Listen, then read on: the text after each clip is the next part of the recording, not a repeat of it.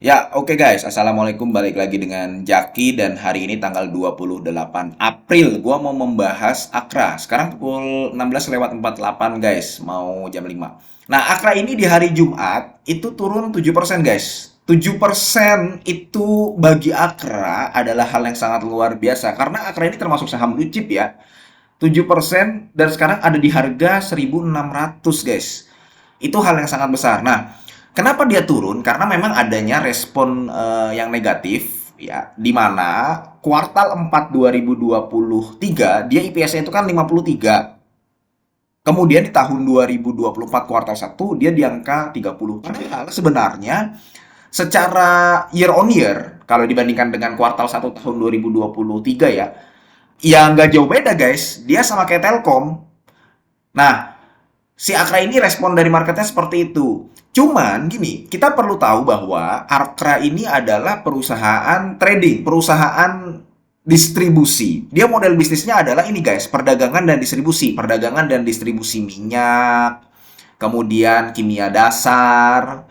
Nah, dia gedenya di situ, gede pendapatannya ya guys ya. Jadi gini, lu harus membedakan antara bisnis distribusi. Bisnis distribusi itu kayak misalkan lu jualan pempes, pempes atau susu bayi lah ya, susu bayi dan pempes lu beli dengan harga pempes misalkan di harga 50.000, lu jual di angka 52.000, itu lu dapat margin 2.000 kan, dapat keuntungan 2.000. Kalau lu naikkan harga lagi sedikit guys di angka 55.000, itu lu udah harus berkompetisi bersaing dengan toko-toko yang lain yang ada di TikTok dan Shopee dan Tokopedia atau e-commerce lain gitulah. Lu nggak bisa ngambil terlalu banyak margin gitu loh, nggak bisa terlalu ngambil banyak keuntungan. Nah, itu bisnis distribusi. Lain halnya kalau lu bisnis produksi. Jadi bisnis distribusi itu kebanyakan marginnya kecil-kecil guys. Lain kalau misalkan lu bisnis produksi, lu jualan makanan dengan modal 7.000, lu bisa untung 100%. Lu bisa jual lagi dengan harga 14.000 asal makanannya enak.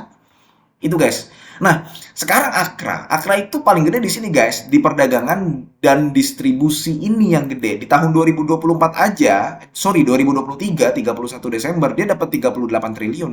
Gede kan guys? Cuman kalau kita lihat labanya, itu cuman ada di angka 2,8 triliun. Berarti kan nggak nyampe 10% guys, kecil.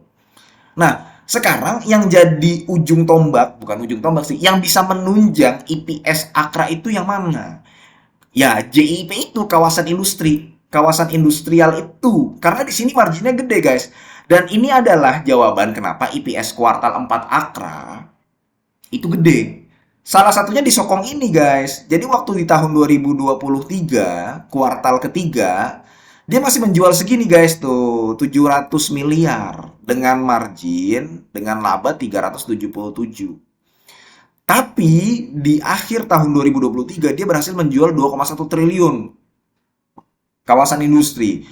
Akhirnya labanya jadi 800 miliar, hampir 1 triliun. Nah, ini yang menunjang dan ini adalah jawaban kenapa IPS Akra di tahun 2023 itu besar.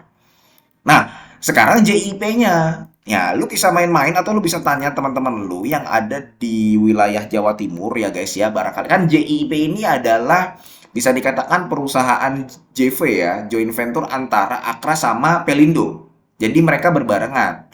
Nah, di situ masih prospek. Karena kenapa? Yaitu kawasan ekonomi khusus itu adalah eh, proyek strategis nasional juga. JIP proyek nih guys. Proyek strategis nasional. Tuh. Proyek strategis nasional. Kenapa guys? Karena memang di wilayah Jakarta ya tempat masuk pelabuhan dan sebagainya itu kan banyak manusia, banyak ekonomi berputar di sana. Di situ sudah overload, makanya sekarang ada namanya pelabuhan Patimban. Patimban juga lagi dibuat guys, Patimban. Nih, Patimban itu adanya di Jawa Jawa Tengah kalau gua nggak salah ada di Jawa Tengah tuh.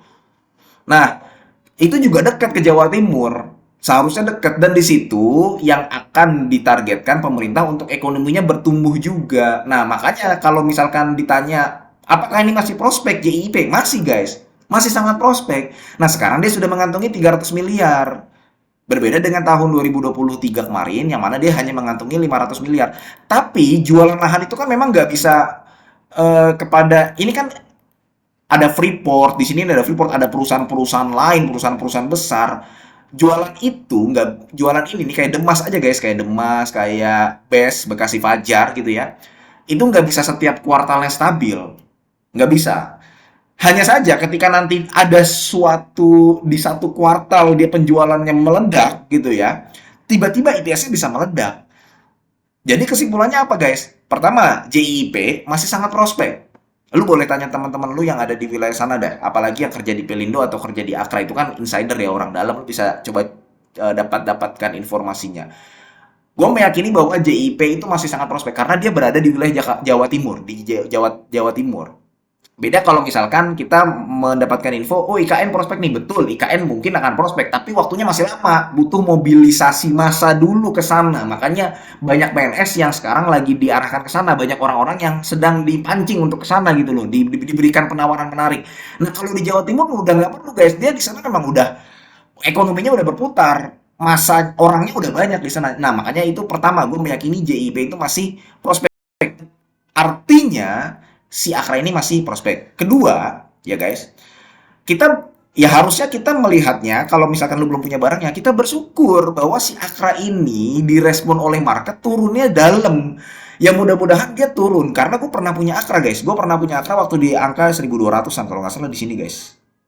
Di angka 1200-an lah. Nih, di sini nih guys nih. 1285 atau 75 waktu itu gue punya. Agustusan.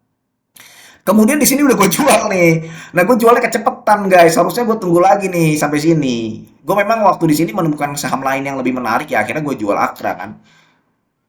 Dia naik terus sampai sini. Nah, sekarang mudah-mudahan yang kedua nih guys ya, poin yang kedua. Mudah-mudahan si Akra ini turun guys dengan adanya respon kuartal 1 di tahun 2024 turun dibanding kuartal 4 tahun 2023. Mudah-mudahan Akra turun, dia ke 1400 udah mulai menarik karena dia potensi dividennya eh, 2 kali dalam 1 tahun. Andaikan dia turun lagi ke angka 1200, wah makin menarik lagi guys. Jadi mudah-mudahan Akra ini turun terus karena secara prospek Akra ini bagus. Ya itu aja guys. Menurut gua untuk Akra, mudah-mudahan video ini bermanfaat dan semoga lu sehat selalu sehingga kita bisa bertemu kembali di video-video selanjutnya. Ini bukan ajakan jual beli guys. Gua akhiri wassalamualaikum warahmatullahi wabarakatuh.